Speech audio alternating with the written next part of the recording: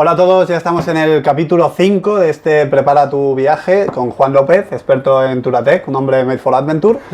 Y nada, hoy toca hablar de herramientas, tanto de mantenimiento de la motocicleta como de reparación en caso de ir de viaje y que pase cualquier cosa. Todo tuyo, Juan.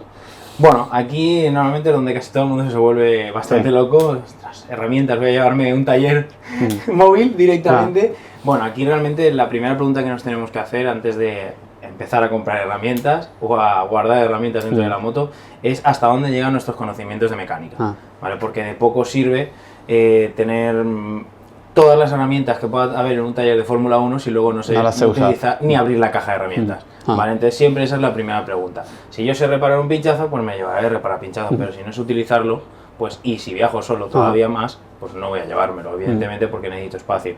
Sí que es cierto que siempre hay que llevar, aunque no tengamos un conocimiento muy extenso de mecánica, sí que es cierto que siempre hay que llevar cierta cantidad de herramientas, aunque no sepamos utilizarlas. Pues siempre podemos encontrar por el camino a lo mejor a alguien que sí que las... Podemos estar viajando con alguien que sí que tenga conocimiento y pueda darle uso, o simplemente podemos encontrar a alguien, a cualquier persona de allí de la zona o lo que sea en el momento, que nos pueda echar un cable y ayudarnos, ¿no?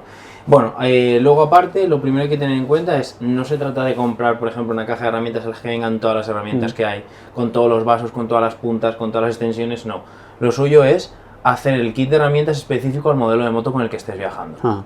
Léase, si yo por ejemplo tengo un 800 GS Adventure, pues me voy a coger los vasos de Torx o los vasos de hexagonales, pues por ejemplo para la rueda de delante voy a coger la de 24, voy a coger el Torx de 45, no voy a coger un vaso del 50 o un vaso del 24 para el delantero porque no me sirve. Sí que es cierto que para el trasero, por ejemplo, el 800 sí que se utiliza el de 24, entonces es un poco que simplemente hacerlo específico, para evitar un poco llevar herramientas en exceso, porque porque aunque no sepa utilizarla, si llevo un vaso del 30 y mi moto no llega a ninguna llave o ningún tornillo para un vaso del 30, ¿para qué lo voy a llevar, no? Entonces simplemente se trata de eso un poco.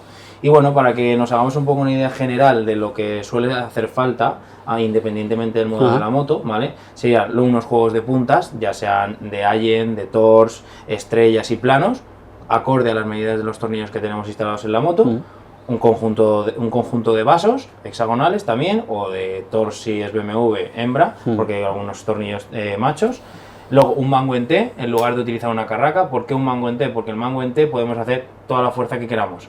Es muy sencillo, no se va a estropear y además es más barato. Una carraca es una herramienta de aproximación.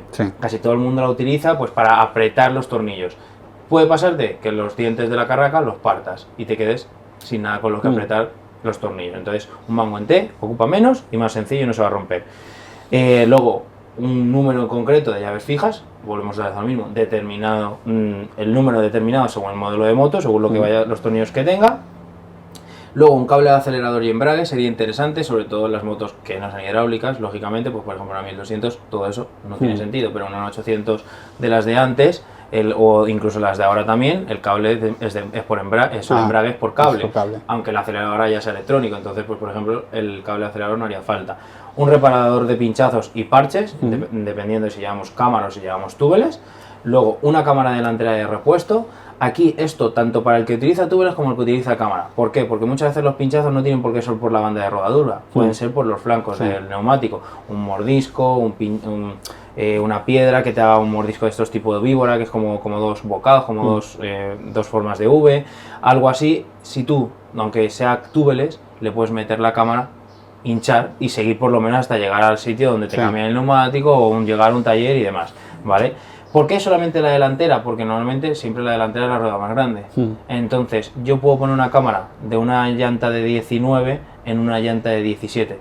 Que no es lo ideal, pero va a aguantar y lo voy a poder poner. Pero lo que no voy a poder hacer es poner una cámara de llanta 17 en una rueda de 21. Eso no lo voy a poder hacer jamás. ¿Vale? Entonces por eso se trata de solamente llevar una cámara y no tener que llevar un juego de cámaras. ¿Vale? Lógicamente unos desmontables para poder desmontar el neumático, unas botellas de aire comprimido, y un hinchador y una mancha o un hinchador manual.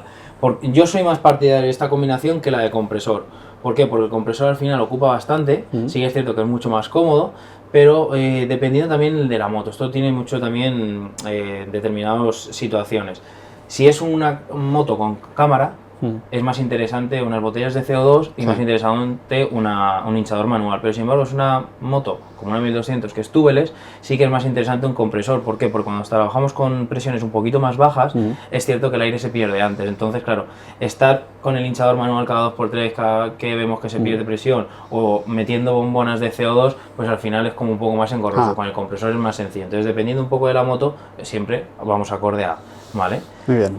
Luego, las genéricas que todo el mundo vamos a utilizar, pues como son las bridas, unas cinchas de arrastre o unas cuerdas, por si nos tienen que arrastrar o remolcar, soldadura en frío, tipo Nural 21, dobles componentes para radiador, tapar fugas y demás, aunque hay un truco muy bueno para tapar fugas de los radiadores, que es meter dentro del radiador huevo crudo. ¿Ah, sí? Metes huevo crudo y con la presión y con el calor lo va a tirar por los poros que haya, luego se va a cuajar y va a aguantar. Ah, mira, qué curioso. Parece que no, pero aguanta.